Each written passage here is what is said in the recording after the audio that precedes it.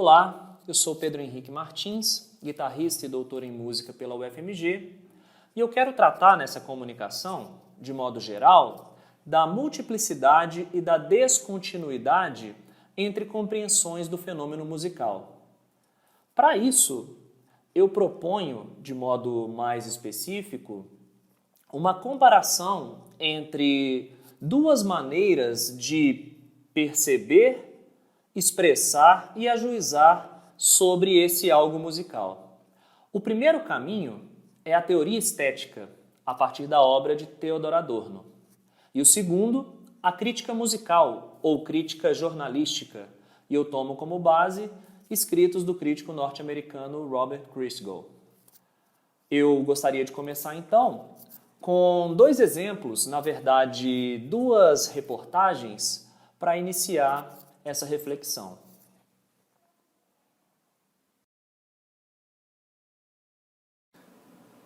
A primeira reportagem é do jornal Estadão, do ano 2010. E nesse texto, o João Marcos Coelho diz o seguinte: nada é mais conscientizador que ouvir a música do nosso tempo. E ele diz isso a propósito de um concerto na Sala São Paulo, cujo programa incluía obras de alguns autores da música de concerto do século XX. E eu quero, então, contrastar a linguagem nessa reportagem com um segundo texto, esse publicado na revista New Yorker, pelo Robert Christgau. É um texto sobre a banda de rock norte-americana de Seattle, Nirvana. E nesse texto, o Christgau, ele se refere à música do Nirvana, a esse grupo, como uma força histórica mal compreendida pela musicologia tradicional. E aí eu me pergunto, poderíamos dizer que essa é também uma música do nosso tempo, no sentido dado pelo João Marcos Coelho no primeiro texto? Bom, sim e não, a depender do terreno em que nós estejamos pisando, porque, afinal de contas, a palavra música é muito abrangente e contempla parâmetros, práticas e repertórios os mais diversos. E é nesse sentido que eu falo em multiplicidade, mas eu falo também em uma multiplicidade que é descontínua, porque essas esferas distintas, elas muitas vezes não se tocam, ou seja, não formam um todo inteligível sob os mesmos princípios, mas, ao contrário, caminham independentemente. A esse respeito, eu gostaria de destacar um trecho do ensaio, conhecido ensaio do Theodor Adorno, chamado Fetichismo na Música e a Regressão da Audição, de 1938. O Adorno diz: a unidade de ambas as esferas da música, aqui ele está tratando do que ele considera música séria e música ligeira, resulta de uma contradição não resolvida. Ambas não se relacionam entre si como se a inferior constituísse uma espécie de propedêutica popular para a superior, uma introdução que preparasse o ouvinte para experiências mais elaboradas, ou, continua Adorno, como se a superior pudesse aurir da inferior a sua perdida força coletiva, ou seja, aproximar-se das pessoas a partir de ensinamentos tirados da chamada música ligeira. Bom, segue o Adorno, não é possível, a partir da mera soma das duas metades seccionadas, formar o todo, mas em cada uma delas aparecem, ainda que em perspectiva, as modificações do todo, que só se move em constante contradição. Eu vou pincelar então, brevemente, os princípios de uma compreensão do fenômeno musical a partir da teoria estética de Adorno. Adorno considera a música um gesto de esclarecimento, de superação de misérias humanas, de modo que o profundo pessimismo social em seus escritos de inspiração marxista encontra certo atenuante em um otimismo em relação ao indivíduo e na relação do indivíduo com a arte, a qual Adorno atribui uma tarefa, um potencial de emancipação, de tornar consciente esse indivíduo. Essas ideias estão melhor colocadas na Filosofia da Nova Música, obra de 1949, sobretudo no ensaio contido nessa obra sobre a música de Schoenberg. Para Adorno, a criação musical não é um ato arbitrário, mas um produto do engenho criativo do compositor com uma aguda percepção de necessidade histórica, ou seja, das demandas composicionais impostas pelo tempo em que o compositor está inserido. Portanto, em vez de considerar o prazer sensorial ou a ideia de gosto pessoal, que para Adorno é ilusória, o índice de sucesso de uma obra musical para Adorno vai ser a capacidade de essa obra articular um conteúdo de verdade. Essas ideias estão melhor colocadas na obra Teoria Estética, que é uma obra de maturidade do Adorno, publicada no ano 1970. O que é possível depreender, portanto, do pensamento musical de Adorno, que naturalmente é uma decorrência de suas reflexões mais amplas sobre a arte, é uma absoluta incompatibilidade entre a arte e a forma mercadoria. Nisso, percebemos então uma oposição franca entre a ideia de fruição, a fruição estética, e o consumo. Consumo este que agiria, segundo Adorno, como deseducador das escutas, provocando vícios como a escuta atomizada, que é abordada no referido ensaio O Fetichismo na Música e a Regressão da Audição. Em poucas palavras, a escuta atomizada consiste na incapacidade de depreender dos detalhes, dos elementos particulares, a unidade das obras. Portanto, a escuta se detém nesses elementos particulares, pitorescos, culinários, são termos que o Adorno utiliza, e se mostra incapaz de depreender desses elementos a unidade, o sentido uno das obras musicais.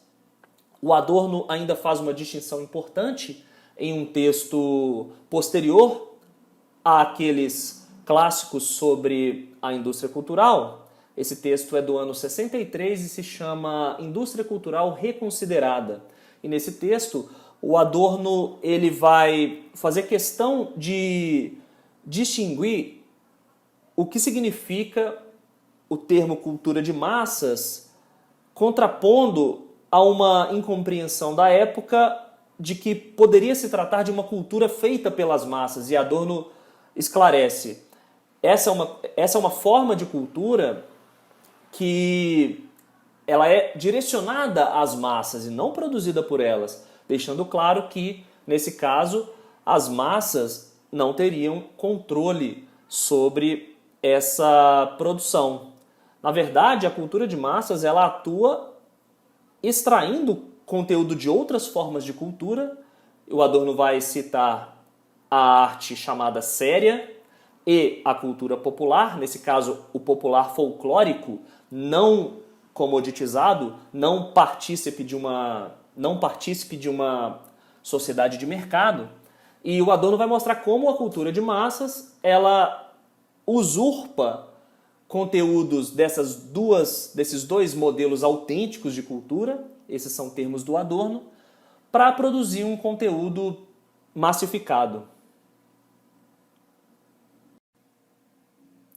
Bom, já na crítica musical, nós estamos falando de uma atividade exercida no interior da mesma indústria cultural que possui tutela sobre o repertório resenhado. Portanto, estamos falando de objeto e crítica em um mesmo nível, interiores à sociedade de mercado. E, frequentemente, não existe um recuo sobre esse aspecto, o que é importante ressaltar. E, nesse caso, a crítica musical, a crítica cultural ou crítica jornalística, como eu venho me referindo, ela se baseia também em uma tradição própria, uma tradição popular urbana, como eu falei, tutelada pela indústria cultural. Portanto, nesse terreno, nós estamos diante de referências outras. O cânone muda, os parâmetros mudam, portanto, o juízo estético ele vai ser necessariamente diferente. E nesse caso, ele vai conviver também com outros valores. O que a gente observa, falando de modo resumido, é uma conciliação entre fruição e consumo. Se, no caso do Adorno, nós percebíamos uma franca oposição entre essas esferas, na crítica do Robert Christgau, que é exemplar dessa crítica jornalística, nós vamos perceber então uma conciliação entre valores da fruição estética e valores ligados ao consumo. Resulta disso uma escuta que é, ao mesmo tempo, intelectiva, ela fala em termos como entusiasmo, perspicácia, interesse formal. Essa escuta também é sensorial, fala de satisfação, de recompensa no nível dos sentidos, e ela é também, de certa forma, pecuniária. Ela se reporta a relações de troca, a relações de compra, ao fato de valer a pena ou não o investimento em determinado álbum, em produtos de um determinado artista. Eu quero mostrar como isso acontece na prática, citando classificações da coluna que o Robert Christgau manteve durante muito tempo na revista Village Voice, chamada Consumer Guide, Guia do Consumidor. E era então uma coluna de recomendações que eram ao mesmo tempo recomendações de compra de produtos culturais e recomendações estéticas. Eu quero mostrar como esses valores se misturam. Eu separei então um excerto em que o Christgau explica de que se tratam as classificações A+, A e A-. Um disco A+, é uma obra-prima organicamente concebida, que recompensa a escuta prolongada com entusiasmo renovado e perspicácia. É improvável que seja manchado por mais de uma faixa meramente convencional. Um A significa um ótimo disco, em que ambos os lados proporcionam prazer e surpresa duradouros. Você deve comprá-lo. Um A- é um disco muito bom.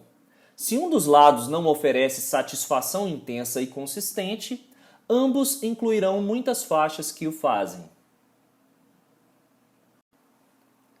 Eu gostaria de concluir, então, mostrando essas virtudes e limites da crítica jornalística que se refere a aspectos estéticos e possui valores e parâmetros próprios, porém dentro de uma sociedade de consumo e de uma economia de mercado, o que torna as coisas um pouco subjetivas e muitas vezes mostra pouco recuo diante da banalização das relações de troca quando se trata de produtos culturais. Em contraposição, o Adorno, que rechaça diretamente essa mistura entre a fruição estética e as relações de troca e as relações de consumo, o Adorno, ele na verdade está falando de outra coisa. Existe uma ideia comum de que o Adorno não gosta da música popular. E eu penso que essa frase ela é imprecisa porque não se trata de gostar. O Adorno, inclusive, não trabalha com a categoria do gosto em primeiro lugar. Então a frase já estaria mal colocada. O Adorno talvez não se interessasse pela música popular porque o que Adorno espera da música, como eu espero ter mostrado, é algo diferente. Então quando ele fala que é uma música inferior, ela é inferior em relação aos parâmetros próprios daquele terreno em que o Adorno está atuando. Bom, eu espero ter esclarecido algumas questões e mostrado a diferença entre esses dois terrenos. Muito obrigado por assistir essa apresentação.